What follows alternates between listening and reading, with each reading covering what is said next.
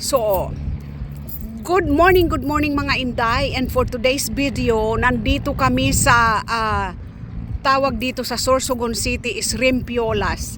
Ito yung tourist spot na dinadayo ng mga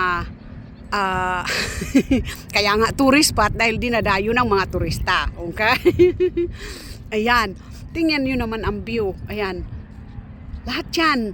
Buong ocean. That's ocean. Yes. Yan. Yan. So, tingnan nyo yan. Ayun yung city on that, sa doon ang city. Sa pinakaano na yon. Yan, ayan. Ilalapit ko. Ayan. Doon sa kabila na yan, city yan ng Sorsogom. So, ito yung view dito.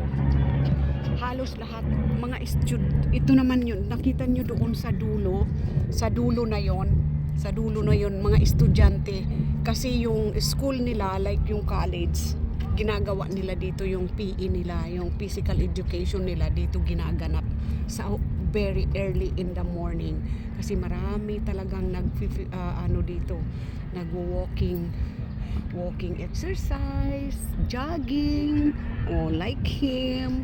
Yan. So, a lot of yan.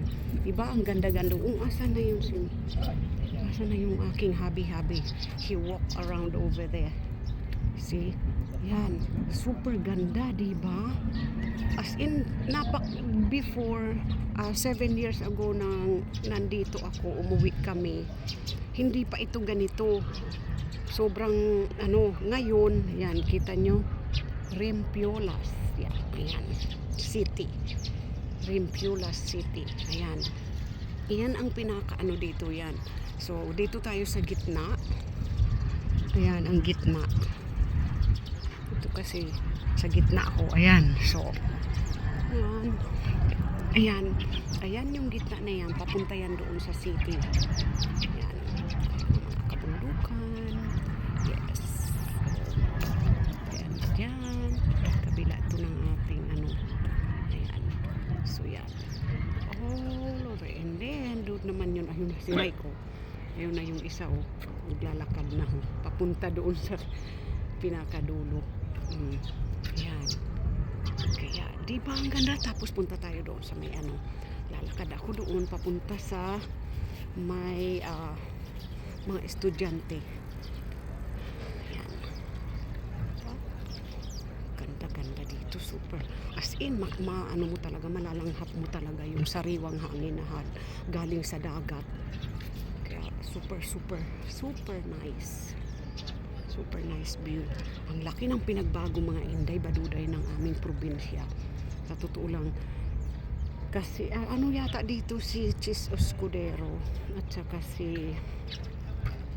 si Ma'am Amor, ang governor ng Sorsogom City. So, ayan. Look. Super nice. Mga Inday, baduday. Sarap ng buhay dito sa probinsya. Super simple but wonderful. Yan, ayan. Ayan. Kita nyo yan? May mga nagbo-boating din dito. Ayan. Ayan. Yung mga student, college student yan na early in the morning, inaano nila yung physical exam nila, physical PE. Ewan ko, pasensyahan nyo na nagkakanda bulol ako. Ayan, mga boat yan. Ayan, magbo-boating ka dyan. If you wanna go for a ride, then you can pay for them for only 500 pesos, which is only I think $5 or $10. Yeah, 500 pesos, $10. $10 lang ang you can ride on this boat for $10 and they will walk you around all over. So yan, ganda, diba? Ganda ayan. So, ayan. So this is the students, college student. Yan. They have may ano sila ng physical education. Yan. So physical, subject nila ng physical education. So dito nila ginaganap yan kasi super nice in here. Okay, yan. It's really good in here, right? So is this high school or military? They're college. College kids? Yes. You have to do this in college? Yeah. Yes. What is this? The CAT. What's that mean? Cadet Academy. I forgot, but that is right. But this. You see how good it is, because this never been happen anymore before. What? Now it never happen anymore in Manila or in the other country. They still do it. Okay? So ayan. Ay! Sulok hagad na ako eh.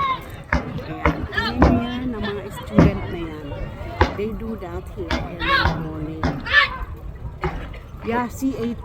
Tell her what time it is. What time is it in the morning? It's 6:30 in the morning.